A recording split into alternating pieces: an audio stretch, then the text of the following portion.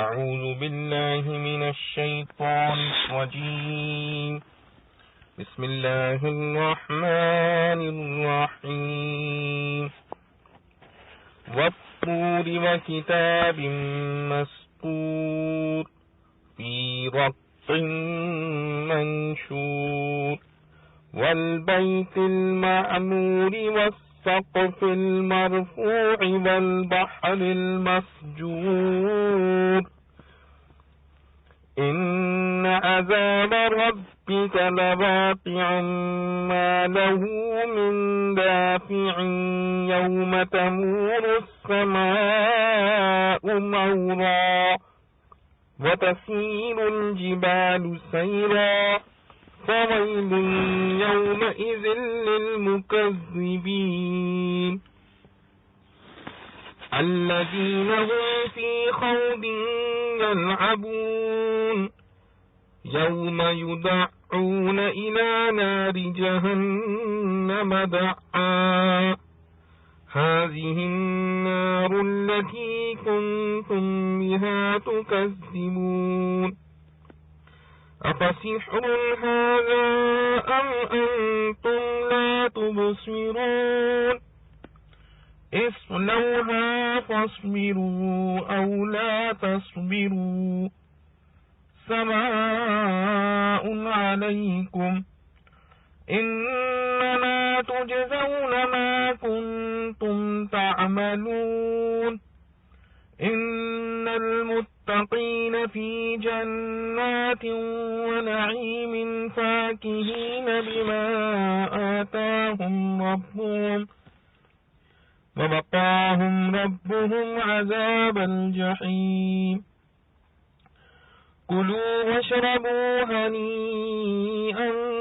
بما كنتم تعملون متكئين على سرر مصفوفة وزوجناهم بحور عين والذين آمنوا واتبعتهم ذريتهم بإيمان ألحقنا بهم ذريتهم وما ألتناهم من عملهم من شيء كل امرئ بما كسب رهين وأمددناهم بفاكهة ولحم مما يشتهون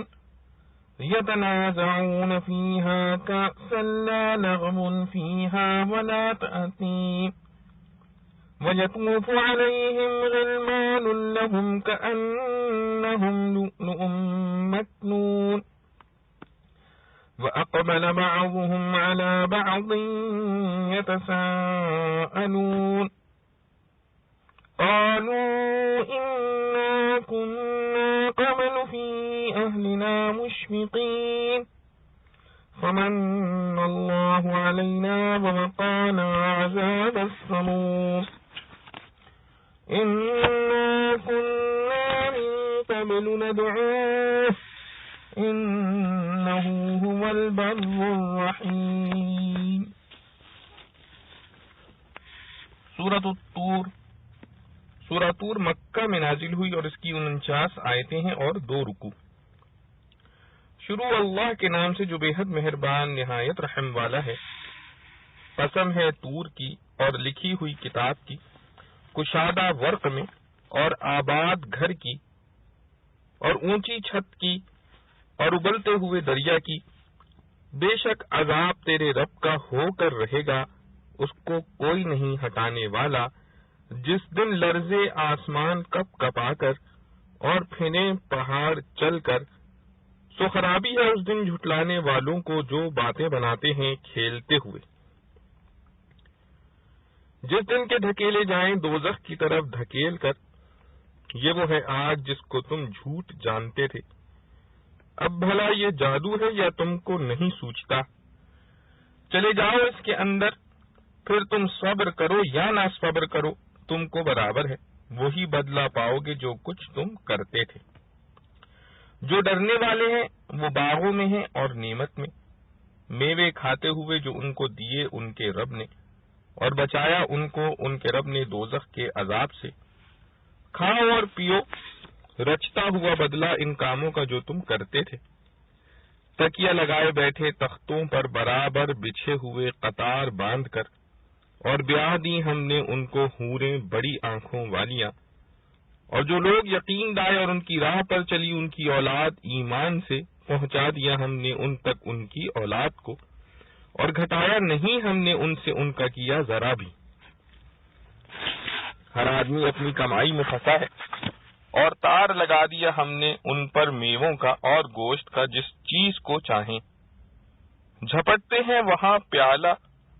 نہ بکنا ہے اس شراب میں اور نہ گناہ میں ڈالنا، اور پھرتے ہیں ان کے پاس چھوکرے ان کے گویا وہ موتی ہیں اپنے غلاف کے اندر، اور منہ کیا بازوں نے دوسروں کی طرف آپس میں پوچھتے ہوئے بولے ہم بھی تھے اس سے پہلے اپنے گھروں میں ڈرتے رہتے، پھر احسان کیا اللہ نے ہم پر اور بچا دیا ہم کو لو کے عذاب سے۔ ہم پہلے سے پکارتے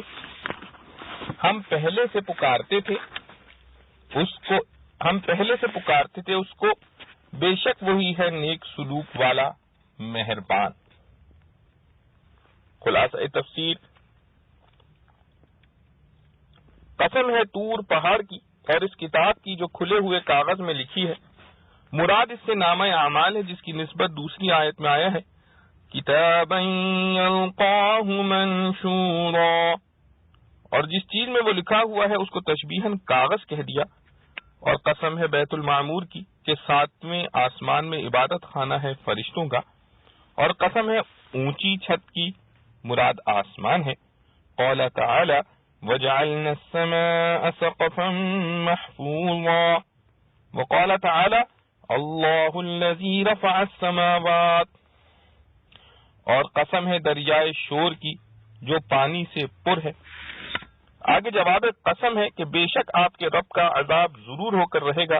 کوئی اس کو ٹال نہیں سکتا، اور یہ اس روز واقع ہوگا جس روز آسمان تھر تھرانے لگے گا اور پہاڑ اپنی جگہ سے ہٹ جاویں گے، مراد قیامت کا دن ہے۔ اور تھرانا یا تو باعتبار معنی متباور کے ہو یا مراد اس سے انشقاق ہو جو دوسری آیت میں مذکور ہے فَإِذَا انشقت السماء۔ روح المعانی میں ابن عباس رضی اللہ عنہ سے دونوں تفسیریں نقل کی ہیں اور دونوں میں کوئی تعارض نہیں، آگے پیچھے دونوں کا تحقق ہو سکتا ہے، اور یہاں پہاڑوں کا ہٹنا مذکور ہے اور دوسری آیتوں میں ریزہ ریزہ ہونا پھر اڑ جانا مذکور ہے۔ قولہ ينسفها ربی، قولہ بست الجبال بسا فكانت هباء، اور ان قسموں میں اس مقصد کو ذہن کے قریب لانا ہے جس کے لیے قسم کھائی گئی، اور وہ یہ کہ قیامت کے وقوع کی اصل وجہ جزا و سزا ہے، اور مجازت میں مدار کار احکام شرعیہ ہے۔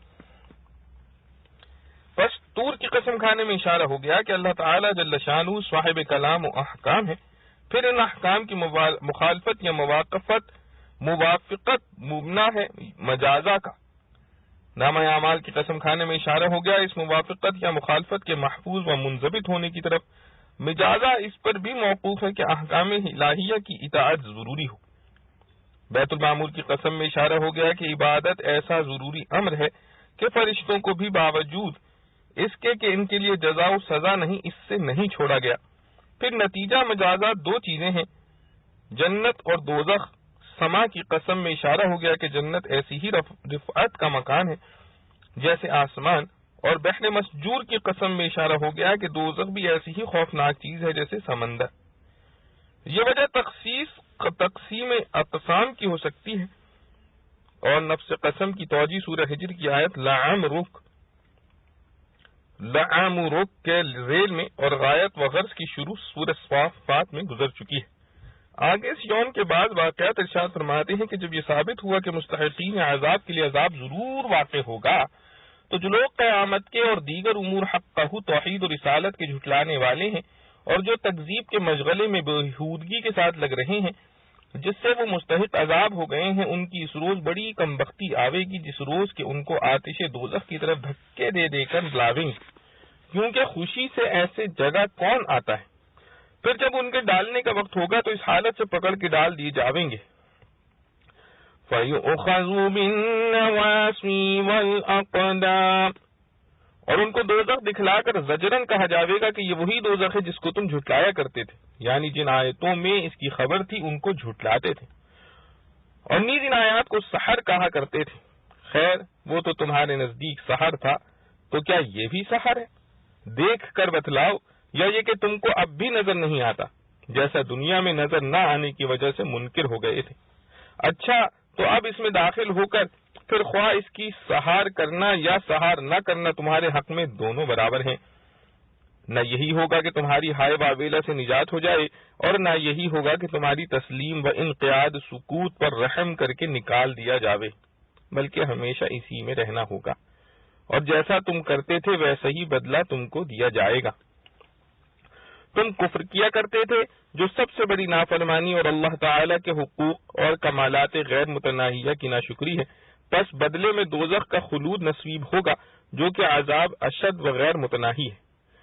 آگے ان کے ازداد کا بیان ہے، یعنی متقی لوگ بلا شبہ بہشت کے باغوں اور سامان عیش میں ہوں گے، اور ان کو جو چیزیں عیش و آرام کی ان کے پروردگار نے دی ہوں گی اس سے خوش دل ہوں گے، اور ان کا پروردگار ان کو عذاب دوزخ سے محفوظ رکھے گا اور جنت میں داخل کر کے فرماوے گا کہ خوب کھاؤ اور پیو مزے کے ساتھ اپنے ان نیک عملوں کے بدلے میں جو دنیا میں کیا کرتے تھے. تکیہ لگائے ہوئے تختوں پر جو برابر بچھائے ہوئے ہیں، اور ہم ان کا گوری گوری بڑی آنکھوں والیوں سے یعنی حوروں سے بیاہ کر دیں گے. یہ حال تو سب اہل ایمان کا ہوا، اور آگے ان خاص مومنین کا ذکر ہے جن کی اولاد بھی موصوف بالایمان تھی. پس ارشاد ہے کہ جو لوگ ایمان لائے اور ان کی اولاد نے بھی ایمان میں ان کا ساتھ دیا، یعنی وہ بھی ایمان لائے، گو اعمال میں وہ اپنے آبا کے رتبے کو نہیں پہنچے، جیسا کہ عدم ذکر اعمال اس کا قرینہ ہے. ونیز احادیث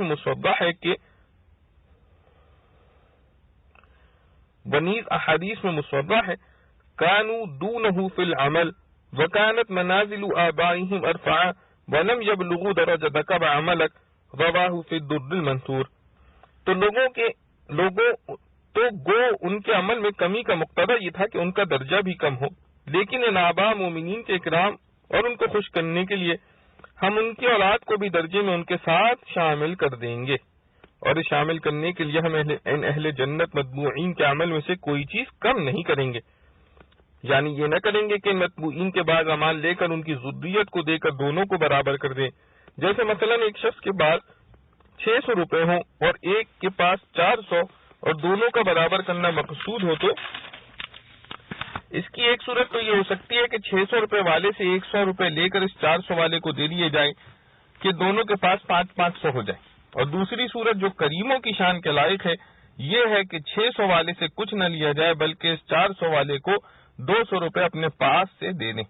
اور دونوں کو برابر کر دیں. پس مطلب یہ ہے کہ وہاں پہلی صورت واقع نہ ہوگی جس کا اثر یہ ہوتا کہ مطبوع کو بوجہ کم ہو جانے اعمال کے اس کے درجے سے کچھ نیچے لاتے اور تابع کو کچھ اوپر لے جاتے، اور دونوں ایک متوسط درجے میں رہتے. یہ نہ ہوگا بلکہ دوسری صورت واقع ہوگی اور مطبوع اپنے درجے عالیہ میں بدستور رہے گا اور تابع کو وہاں پہنچا دیا جائے گا. اور مطبوع اور ذریت میں ایمان کی شرط اس لیے ہے کہ اگر وہ ذریت مومن نہیں تو آبا مومنین کے ساتھ الحاق نہیں ہو سکتا، کیونکہ کافروں میں سے ہر شخص اپنے اعمال کفریوں میں محبوس فی النار اور ماخوذ رہے گا. کقولہ تعالی کل نفس بما کسبت رہینہ الا اصحاب الیمین، یعنی نجات کی کوئی صورت نہیں، لہذا ان کا الحاق آبا مومنین کے ساتھ متصور نہیں، اس لیے الحاق میں ایمان ذریت شرط ہے. اور آگے پھر مطلق اہل ایمان اور اہل جنت کا بیان ہے کہ ہم ان کو میوے اور گوشت جس قسم کا ان کو مرغوب ہو روز افزوں دیتے رہیں گے، اور وہاں آپس میں بطور خوش طبعی کے جام شراب میں چھینا جھپٹی بھی کریں گے کہ اس شراب میں نہ بک بک لگے گی کیونکہ نشہ نہ ہوگا، اور نہ کوئی بیہودہ بات عقل و متانت کے خلاف ہوگی. اور ان کے پاس فواکہ وغیرہ لانے کے لیے ایسے لڑکے آئے جائیں گے. یہ لڑکے کون ہوں گے؟ اس کی تحقیق سورہ واقعہ میں آئے گی، جو خاص انہی کی خدمت کے لیے ہوں گے اور غایت حسن و جمال سے ایسے ہوں گے کہ گویا وہ حفاظت سے رکھے ہوئے موتی ہیں کہ ان پر ذرا گرد و غبار نہیں ہوتا.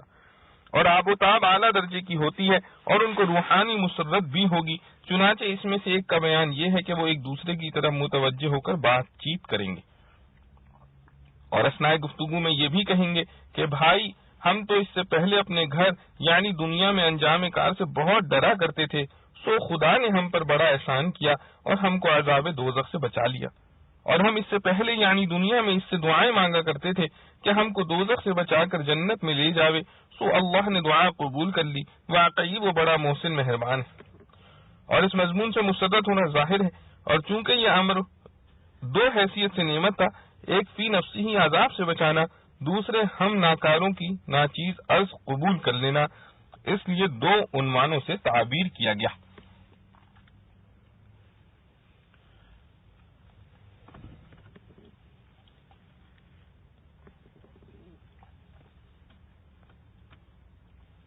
معارف و مسائل۔ والطور، طور کے معنی عبرانی زبان میں پہاڑ کے ہیں جس پر درخت اگتے ہوں۔ یہاں طور سے مراد وہ طور سینین ہے جو ارض مدین میں واقع ہے، جس پر حضرت موسیٰ علیہ السلام کو حق تعالی جل شانہ نے شرف ہم کلامی نصیب ہوا۔ جہاں موسیٰ علیہ السلام کو حق تعالی سے شرف ہم کلامی نصیب ہوا۔ بعض روایات حدیث میں ہے کہ دنیا میں 4 پہاڑ جنت کے ہیں، ان میں سے ایک طور ہے۔ طور کی قسم کھانے میں اس کی خاص تعظیم و تشریف کی طرف بھی اشارہ ہے، اور اس کی طرف بھی کہ اللہ تعالی کی طرف سے بندوں کے لیے کچھ کلام اور احکام آئے ہیں جن کی پابندی ان پر فرض ہے۔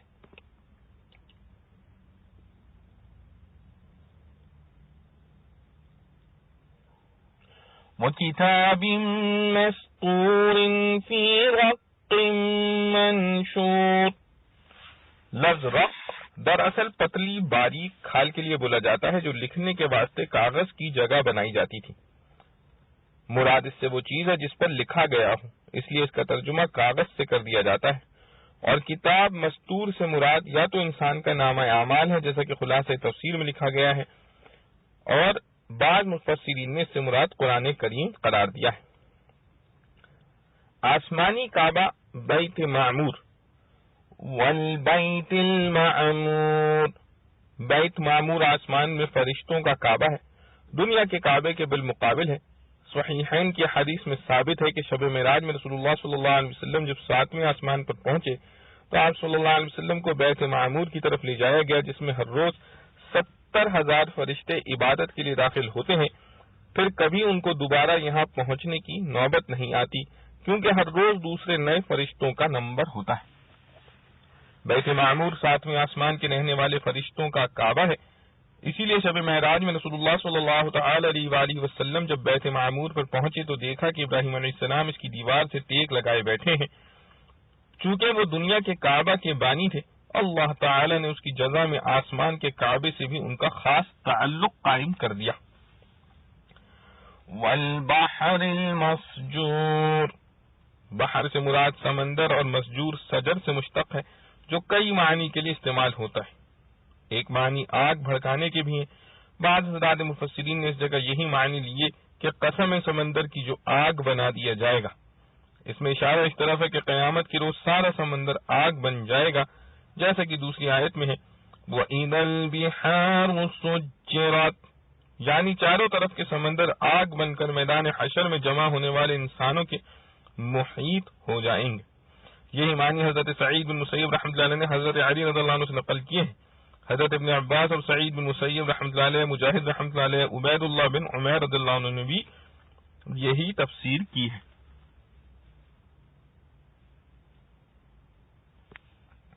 حضرت علی رضی اللہ عنہ سے کسی یہودی نے پوچھا کہ جہنم کہاں ہے، تو آپ نے فرمایا سمندر ہے۔ یہودی نے بھی جو کتب سابقہ کا عالم تھا اس کی تصدیق کی۔ اور حضرت قتادہ رحمۃ اللہ علیہ وغیرہ نے مسجور کے معنی مملو کے کیے ہیں، یعنی پانی سے بھرا ہوا۔ ابن جریر نے اس معنی کو اختیار کیا ہے، یہی معنی خلاصہ تفسیر میں اوپر بیان ہوئے ہیں۔ ان عذاب ربک لواقع ما له من دافع، بے شک آپ کے رب کا عذاب واقع ہو کر رہے گا، اس کو کوئی دفع کرنے والا نہیں۔ یہ جواب قسم ہے، اوپر طور، صحیفہ اعمال، بیت المعمور، آسمان، سمندر کی جس مضمون کے لیے قسم کھائی ہے اس کا یہ بیان ہے کہ کفار کے اوپر اللہ کا عذاب ضرور واقع ہوگا۔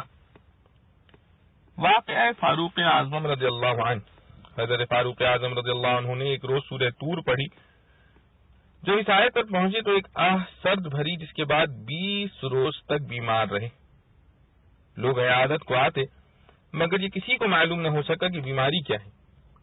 حضرت جبیر بن مطعم رضی اللہ عنہ فرماتے ہیں کہ میں مسلمان ہونے سے پہلے ایک مرتبہ مدینہ طیبہ اس لیے آیا کہ رسول اللہ صلی اللہ علیہ وسلم سے بدر کے قیدیوں کے متعلق گفتگو کروں۔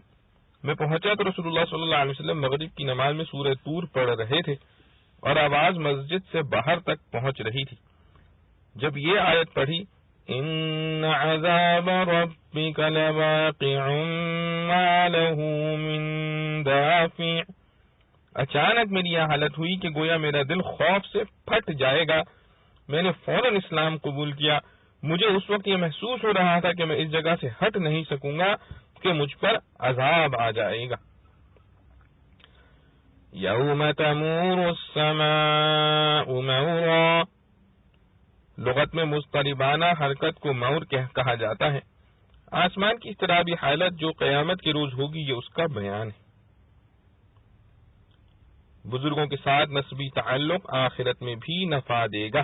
بشرط ایمان۔ والذین آمنوا واتبعتهم ذریتهم بإیمان الحقنا بهم ذریتهم، یعنی وہ لوگ جو ایمان لائے اور ان کی اولاد بھی ایمان میں ان کے تابع رہی، یعنی مومن ہوئی، تو ہم ان کی اولاد کو بھی جنت میں انہی کے ساتھ ملحق کر دیں گے۔ حضرت ابن عباس رضی اللہ عنہ سے روایت ہے کہ رسول اللہ صلی اللہ علیہ وسلم نے فرمایا کہ اللہ تعالیٰ مومنین صالحین کی ذریت و اولاد کو بھی ان کے بزرگ آبا کے درجے میں پہنچا دیں گے، اگرچہ وہ عمل کے اعتبار سے درجے کے مستحق نہ ہو، تاکہ ان بزرگوں کی آنکھیں ٹھنڈی ہوں۔ اور طبرانی نے حضرت سعید بن جبیر رحمۃ اللہ سے روایت کیا ہے، وہ کہتے ہیں کہ ابن عباس رضی اللہ عنہ نے فرمایا، اور میرا گمان یہ ہے کہ انہوں نے اس کو رسول اللہ صلی اللہ علیہ وسلم سے روایت کیا ہے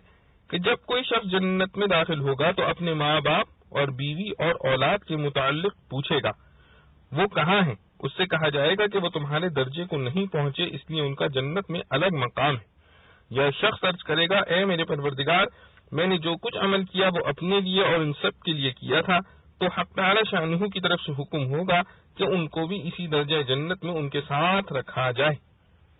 حافظ ابن کثیر رحمۃ اللہ علیہ نے روایات مذکورہ نقل کرنے کے بعد فرمایا کہ آخرت میں ان روایات سے تو یہ ثابت ہوا کہ آباء صالحین کی برکت سے ان کی اولاد کو فائدہ پہنچے گا، اور عمل میں ان کا درجہ کم ہونے کے باوجود اپنے آباء صالحین کے درجے میں پہنچا دیے جائیں گے۔ اس کا دوسرا رخ کہ اولاد صالحین کی وجہ سے والدین کو نفع پہنچے، یہ بھی حدیث سے ثابت ہے۔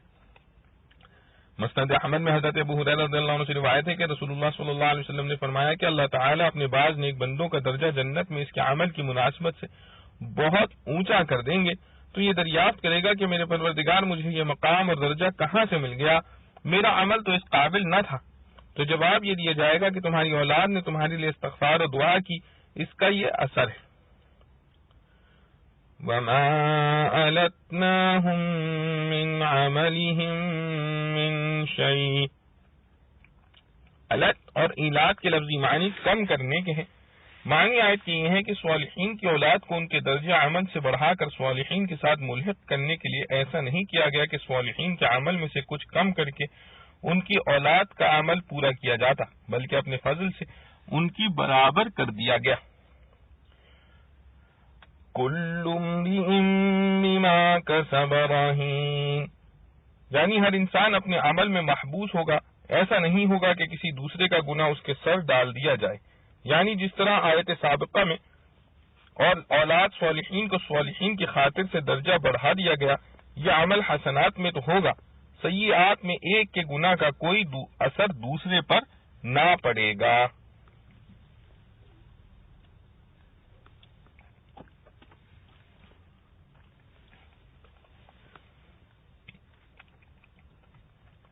فذکر فما انت بنعمت ربک بکاہن ولا مجنون، أم يقولون شاعر نتربص به ريب المنون قل تربصوا فإني معكم من المتربصين أم تأمرهم أحلامهم بهذا أم هم قوم طاغون أم يقولون تقوله بل لا يؤمنون فليأتوا بحديث مثله إن كانوا صادقين أم خلقوا من غير شيء أم هم الخالقون أم خلقوا السماوات والأرض بل لا يوقنون أم عندهم خزائن ربك أم هم المسيطرون أم لهم سلم يستمعون فيه فليأت مستمعهم بسلطان مبين أم له البنات ولكم البنون أم تسألهم أجرا فهم من مغرم مثقلون أم عندهم الغيب فهم يكتبون أم يريدون كيدا فالذين كفروا هم المكيدون أم لهم إله غير الله سبحان الله عما يشركون وإن يروا كسفا من السماء ساقطا يقولوا سحاب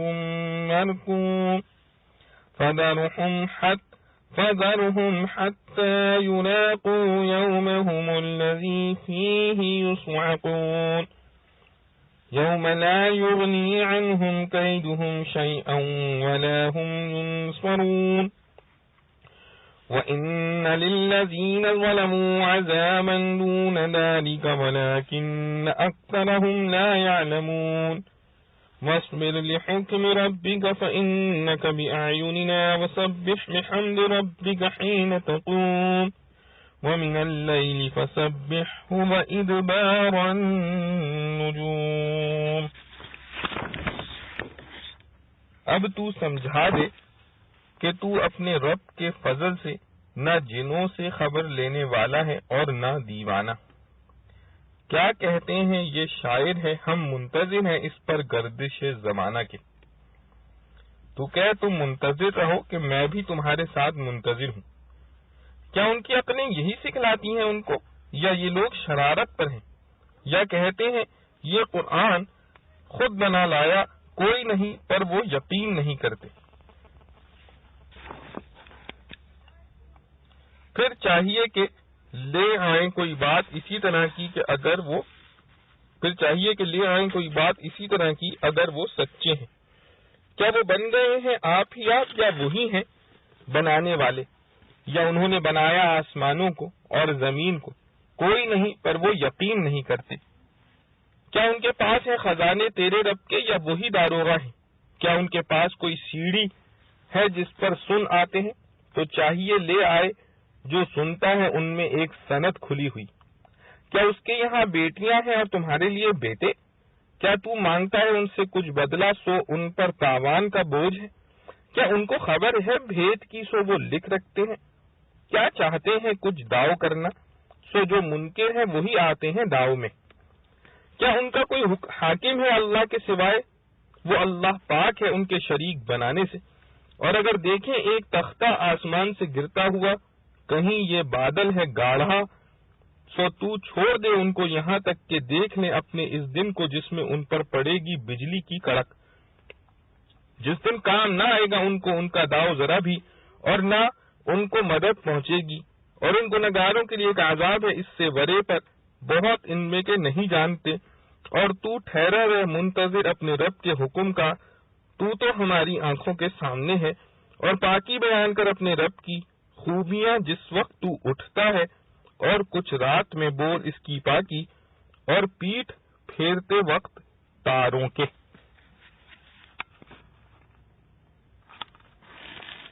خلاصہ تفسیر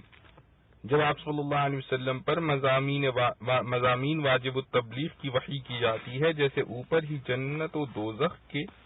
مستحقین کی تفصیل کی گئی ہے، تو آپ ان مضامین سے لوگوں کو سمجھاتے رہیے،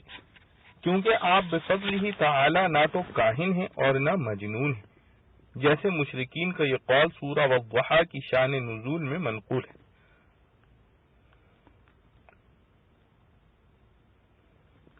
جس کا حاصل یہ ہے کہ آپ کاہن نہیں ہو سکتے، کیونکہ کاہن شیاطین سے خبریں حاصل کرتا ہے اور آپ صلی اللہ علیہ وسلم کا شیطان سے کوئی واسطہ نہیں۔ اور ایک آیت میں ہے وَيَقُولُونَ إِنَّهُ لَمَجْنُونَ، اس میں آپ سے جنون کی نفی کی گئی ہے، مطلب یہ کہ آپ صلی اللہ تعالی علیہ وآلہ وسلم نبی ہیں اور نبی کا کام ہمیشہ نصیحت کرتے رہنا ہے، وہ لوگ کچھ ہی بکیں۔ ہاں، کیا یہ لوگ علاوہ کاہن اور مجنون کہنے کے آپ کی نسبت یوں بھی کہتے ہیں کہ یہ شاعر ہیں اور ہم ان کے بارے میں حادثہ موت کا انتظار کر رہے ہیں، جیسا در منصور میں ہے کہ قریش دار الندوہ میں مجتمع ہوئے اور آپ صلی اللہ تعالی علیہ وآلہ وسلم کے بارے میں مشورہ قرار پایا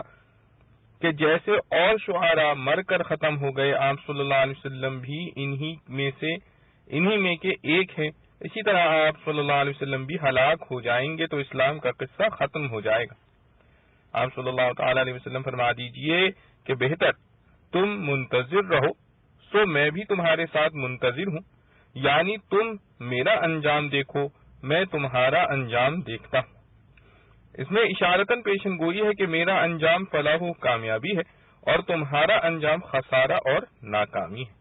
اور یہ مقصود نہیں کہ تم مرو گے میں نہ مروں گا، بلکہ ان لوگوں کا جو اس سے مقصود تھا کہ ان کا دین چلے گا نہیں، یہ مر جاویں گے تو دین مٹ جاوے گا، جواب میں اس کا رد مقصور ہے۔ چنانچہ یوں ہی ہوا، اور یہ لوگ جو ایسی ایسی باتیں کرتے ہیں تو کیا ان کی عقلیں جس کے یہ بڑے مدعی ہیں ان کو ان باتوں کی تعلیم کرتی ہیں، یا یہ کہ یہ شریر لوگ ہیں؟ ان کا مدعی عقل و دانش ہونا ان کے اس قول سے ثابت ہے، لَوْ كَانَ خَيْرًا مَا سَبَقُونَا إِلَيْهِ، اور معالم کی نقل سے اس کی اور تائید ہوتی ہے کہ عظماء قریش لوگوں میں بڑے عقل مند مشہور تھے۔ بس اس آیت میں ان کی عقل کی حالت دکھلائی گئی ہے کہ کیوں صاحب بس یہی عقل ہے جو ایسی تعلیم دے رہی ہے، اور اگر یہ عقل کی تعلیم نہیں ہے تو ندی شرارت اور زر ہے۔ ہاں، کیا وہ یہ بھی کہتے ہیں کہ انہوں نے اس قرآن کو خود گھڑ لیا ہے؟ سو تحقیقی جواب تو اس کا یہ ہے کہ یہ بات نہیں ہے، بلکہ یہ بات صرف اس وجہ سے کہتے ہیں کہ یہ لوگ بوجہ اناد کے اس کی تصدیق نہیں کرتے، اور قاعدہ ہے کہ جس چیز کی آدمی تصدیق نہیں کرتا ہزار وہ حق ہو مگر اس کی ہمیشہ نفی ہی کیا کرتا ہے۔ اور دوسرا الزامی جواب یہ ہے کہ اچھا اگر یہ ان کا بنایا ہوا ہے تو یہ لوگ بھی عربی اور بڑے فصیح و بلیغ اور قادر الکلام ہیں، اس طرح کا کوئی کلام بنا کر لے آئیں اگر یہ اس دعوے میں سچے ہیں۔ یہ سب مضامین رسالت کے متعلق ہیں۔ آگے توحید کے متعلق گفتگو ہے کہ یہ لوگ جو توحید کے منکر ہیں تو کیا یہ لوگ بدون کسی خالق کے خود بخود پیدا ہو گئے ہیں یا خود اپنے خالق ہیں، یا یہ کہ نہ اپنے خالق ہیں اور نہ بلا خالق مخلوق ہوئے ہیں، لیکن انہوں نے آسمان و زمین کو پیدا کیا ہے اور اللہ تعالی کی صفت خالقیت میں شریک ہے۔ حاصل یہ کہ جو شخص صفت خالقیت صرف حق تعالی کے ساتھ مخصوص ہونے اور خود اپنے آپ کا بھی محتاج خالق ہونے کا اعتقاد رکھے تو عقلاً اس پر لازم ہے کہ توحید کا بھی قائل ہے، اللہ کے ساتھ کسی کو شریک نہ قرار دے، اور توحید کا انکار وہ شخص کر سکتا ہے جو صفت خالقیت کو اللہ تعالی کے ساتھ مخصوص نہ جانے یا اپنی مخلوقیت کا منکر ہو۔ اور چونکہ یہ لوگ اپنے عدم غور و فکر کی وجہ سے یہ نہیں جانتے تھے کہ خالق جب ایک ہے تو معبود بھی ایک ہی ہونا لازم ہے، اس لیے آگے ان کے اس جہل کی طرف اشارہ ہے کہ وہ واقع میں ایسا نہیں، بلکہ یہ لوگ بوجہ جہل کے توحید کا یقین نہیں لاتے۔ وہ جہل یہی ہے کہ اس میں غور نہیں کرتے کہ خالقیت اور معبودیت میں تلازم ہے۔ یہ گفتگو توحید کے متعلق ہوئی، آگے رسالت کے متعلق ان کے دوسرے مضمومات کا رد ہے۔ چنانچہ وہ یہ بھی کہا کرتے تھے کہ اگر نبوت ہی ملنی تھی تو فلاں فلاں رؤسائے مکہ و طائف کو ملتی۔ حق تعالی جل شانہ اس کا جواب دیتے ہیں کہ کیا ان لوگوں کے پاس تمہارے رب کی نعمتوں اور رحمتوں کے جن میں نبوت بھی داخل خزانے ہیں کہ جس کو چاہو نبوت دے دو؟ کقولہ تعالی اہم یقسمون رحمت ربک،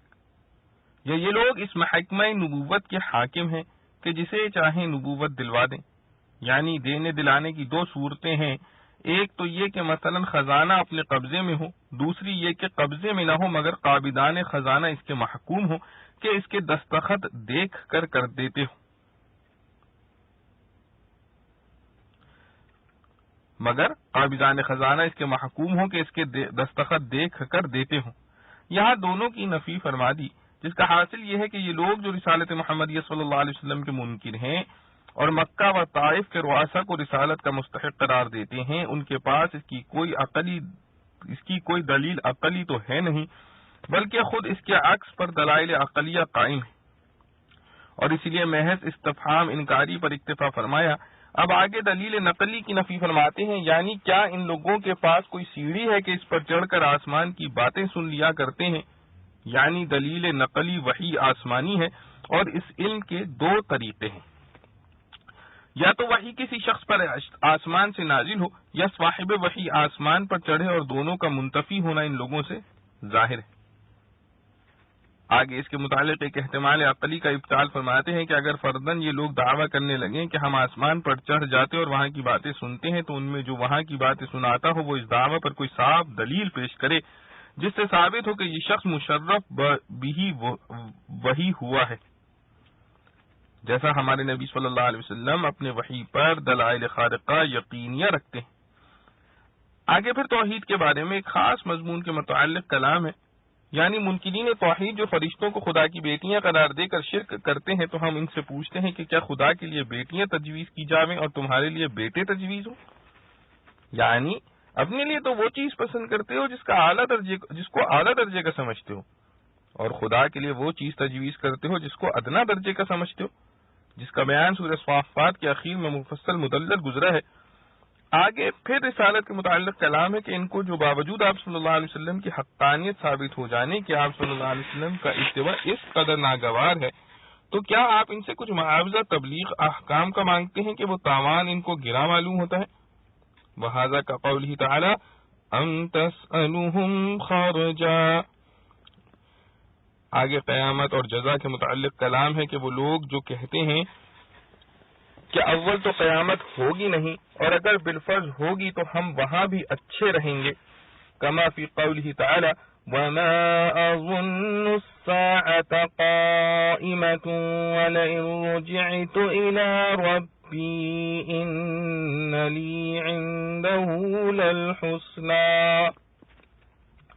تو ہم اس کے متعلق ان سے پوچھتے ہیں کہ کیا ان کے پاس غیب کا علم ہے کہ یہ اس کو محفوظ رکھنے کے واسطے لکھ لیا کرتے ہیں؟ یا حقر کے نزدیک کنایا ہے یا فضونہ سے، کیونکہ کتابت طریقہ ہے حفظ کا۔ بس حاصل یہ ہوا کہ جس امر پر اثباتاً یا نفیاً کوئی دلیل عقلی قائم نہ ہو وہ غیب محض ہے۔ اس کا دعویٰ اثباتاً یا نفیاً وہ کرے جس کو کسی واسطے سے غیب پر مطلع کیا جاوے، اور پھر مطلع ہونے کے بعد وہ اس کو محفوظ بھی رکھے، اس لیے کہ اگر معلوم ہونے کے بعد محفوظ نہ ہو تب بھی حکم اور دعویٰ بلا علم ہوگا۔ بس تم جو قیامت کی نفی اور اپنے لیے حسنہ کے قائل ہو، تو کیا تم کو غیب پر کسی واسطے سے اطلاع دی گئی ہے، جیسا کہ ہمارے نبی صلی اللہ علیہ وسلم کو اثبات قیامت اور تم سے اچھی حالت کی نفی کی خبر غیبی بواسطہ وحی دی گئی ہے، اور وہ اس کو محفوظ رکھ کر اوروں کو پہنچا رہے ہیں۔ آگے رسالت کے متعلق ایک اور کلام ہے، وہ یہ کہ کیا یہ لوگ صاحب رسالت صلی اللہ علیہ وسلم کے ساتھ کچھ برائی کرنے کا ارادہ رکھتے ہیں، جس کا بیان دوسری آیت میں ہے وَإِذْ يَمْكُرُ بِكَ الَّذِينَ كَفَرُوا لِيُثْبِتُوكَ أَوْ يَقْتُلُوكَ أَوْ يُخْرِجُوكَ۔ سو یہ کافر خود ہی اس برائی کے وبال میں گرفتار ہوں گے، چنانچہ اس قصد میں ناکام ہوئے اور بدر میں مقتول ہوئے۔ آگے پھر توحید کے متعلق کلام ہے کہ کیا ان کا اللہ تعالیٰ کے سوا کوئی اور معبود ہے؟ اللہ تعالیٰ ان کے شرک سے پاک ہے، اور آگے پھر رسالت کے متعلق ایک کلام ہے، وہ یہ کہ یہ لوگ نفی رسالت کے لیے ایک بات یہ بھی کہا کرتے ہیں کہ ہم تو آپ کو اس وقت رسول جانے جب ہم پر ایک آسمان کا جب ہم پر ایک آسمان کا ٹکڑا گرا دو، کما قال تعالی وقالوا لن نؤمن الى قوله او تسقط السماء كما زعمت علينا كسفا۔ سو اس کا جواب یہ ہے کہ اول تو دعویٰ پر خواہ وہ دعویٰ رسالت ہو یا کچھ ہو، مطلق دلیل کا بشرط یہ کہ صحیح ہو قائم کر دینا کافی ہے، جو کہ دعویٰ رسالت ہی کے وقت سے بلا کسی قدح و جرح کے قائم ہے، اور کسی خاص دلیل کا قائم ہونا ضروری نہیں، اور نہ اس سے دعویٰ نبوت میں قدح لازم آتا ہے۔ تبرعاً کوئی فرمائشی دلیل قائم کی جاوے تو یہ اس وقت ہے جب اس میں کوئی مصلحت ہو، مثلا درخواست کنندہ طالب حق ہو تو یہی سمجھا جاوے کہ خیر اسی ذریعے سے اس کو ہدایت ہو جاوے گی، اور کوئی معتبی حکمت ہو، اور یہاں یہ مصلحت بھی نہیں کیونکہ ان کی یہ فرمائش حق کے لیے نہیں بلکہ محض تعنت و عناد کی راہ سے ہے۔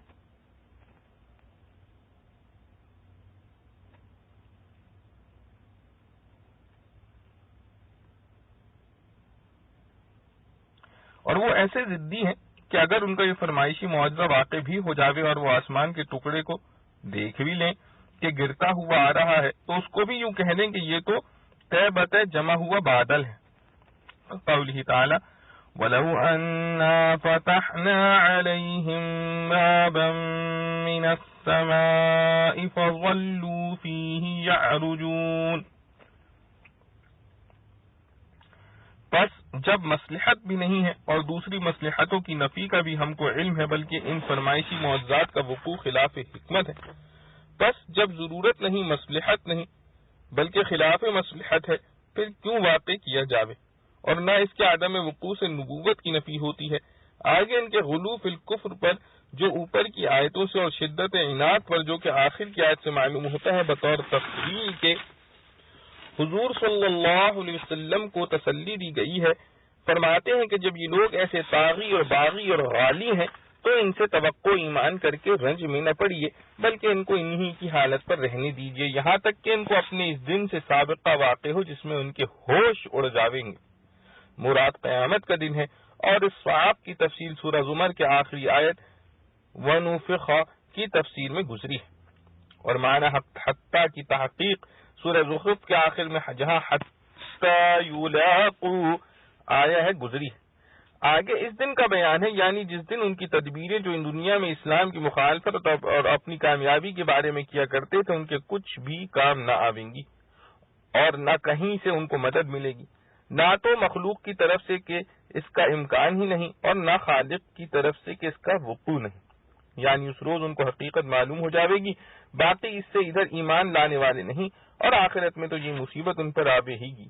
لیکن ان ظالموں کے لیے قبل اس عذاب کے کہ اس عذاب کے بھی عذاب ہونے والا ہے، یعنی دنیا میں جیسے قحط اور غزوہ بدر میں قتل ہونا، لیکن ان میں اکثر کو معلوم نہیں۔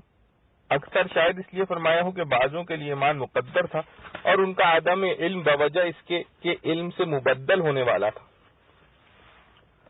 اس لیے وہ عدم علم نہیں قرار دیا گیا، اور جب آپ کو معلوم ہو گیا کہ ہم ان کی سزا کے لیے ایک وقت معین کر چکے ہیں تو آپ اپنے رب کی اس تجویز پر صبر سے بیٹھے رہیے، اور ان لوگوں کے لیے انتقام الہی کی جلدی نہ کیجیے جس کو آپ صلی اللہ علیہ وسلم مسلمانوں کی خواہش اور ان کی امداد کی حیثیت سے چاہتے تھے،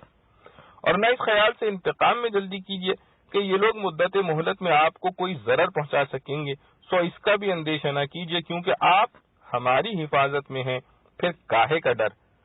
چنانچہ یوں ہی واقع ہوا، اور اگر ان کے کفر کا غم دل پر آوے تو اس کا علاج یہ ہے کہ توجہ اللہ رکھا کیجیے، مثلا یہ کہ اٹھتے وقت یعنی مجلس سے یا سونے سے اٹھتے وقت مثلا تہجد میں اپنے رب کی تسبیح و تحمید کیا کیجیے، اور رات کے کسی حصے میں بھی اس کی تسبیح کیا کیجیے، مثلا عشاء کے وقت، اور ستاروں کے غروب ہونے سے پیچھے بھی مثلا نماز صبح اور مطلق ذکر بھی اس میں آ گیا، اور تخصیص ان اوقات کی بوجہ خاصہ اہتمام کے لیے ہے۔ حاصل یہ ہے کہ اپنے دل کو ادھر مشغول رکھیے، پھر فکر و غم کا غلبہ نہ ہوگا۔ معارف و مسائل فَإِنَّكَ بِأَعْيُنِنَا دشمنوں کی دشمنی اور مخالفت و تکذیب سے رسول اللہ صلی اللہ علیہ وسلم کو تسلی دینے کے لیے آخر صورت میں پہلے تو یہ فرمایا کہ آپ ہماری نظروں میں ہیں، یعنی ہماری حفاظت میں ہیں، ہم آپ کو ان کے ہر شر سے بچائیں گے، آپ ان کی کسی بات کی پرواہ نہ کریں، جیسا کہ دوسری ایک آیت میں ارشاد ہے واللہ یعصمک من الناس، اللہ تعالیٰ لوگوں سے آپ صلی اللہ علیہ وسلم کی حفاظت فرما دیں گے۔ اس کے بعد اللہ تعالیٰ کی تسبیح و تحمید میں لگ جانے کا حکم فرمایا، جو اصل مقصد زندگی بھی ہے اور ہر مصیبت سے بچنے کا اصلی علاج بھی۔ فرمایا وَسَبِّحْ بِحَمْدِ رَبِّكَ حِينَ تَقُومُ، یعنی اللہ کی حمد کی تسبیح کیا کریں جبکہ آپ کھڑے ہوں۔ کھڑے ہونے سے مراد سو کر اٹھنا بھی ہو سکتا ہے، ابن جریر نے اسی کو اختیار کیا ہے۔ اس کی تائید اس حدیث سے ہوتی ہے جس کو امام احمد رحمۃ اللہ علیہ نے حضرت عبادہ بن صامت رضی اللہ عنہ سے روایت کیا ہے کہ رسول اللہ صلی اللہ علیہ وسلم نے فرمایا کہ جو شخص رات کو بیدار ہو اور اس نے یہ کلمات پڑھے تو جو دعا کرے گا قبول کی جائے گی۔ وہ کلمات یہ ہیں لا الہ الا اللہ وحدہ لا شریک لہ لہ الملک ولہ الحمد وہو علی کل شیء قدیر، سبحان اللہ والحمد للہ ولا الہ الا اللہ واللہ اکبر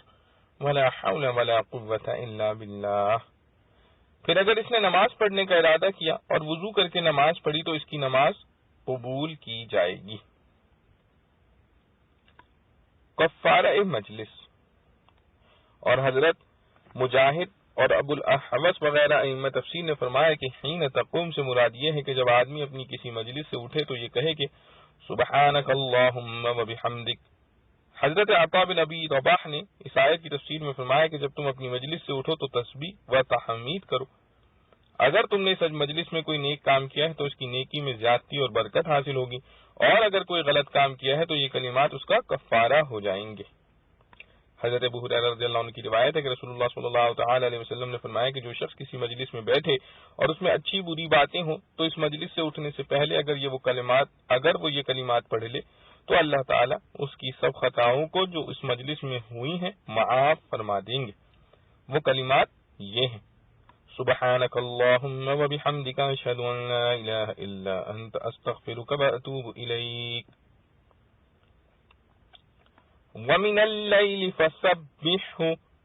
یعنی رات میں تسبیح کیجئے۔ اس میں نماز مغرب و عشاء بھی داخل ہے اور عام تسبیحات بھی۔ وَإِدْبَارَ النُّجُومِ، یعنی ستاروں کے غائب ہونے کے بعد، مراد اس سے نماز فجر اور اس وقت کی تسبیحات ہیں۔ تمت سورة الطور بحمد اللہ سبحانہ عصر یوم الاربعاء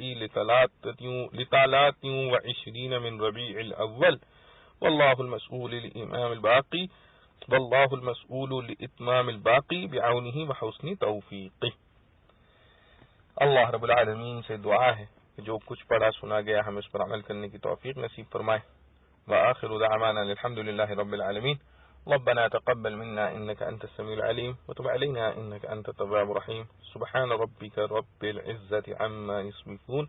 سلام على المرسلين والحمد لله رب العالمين۔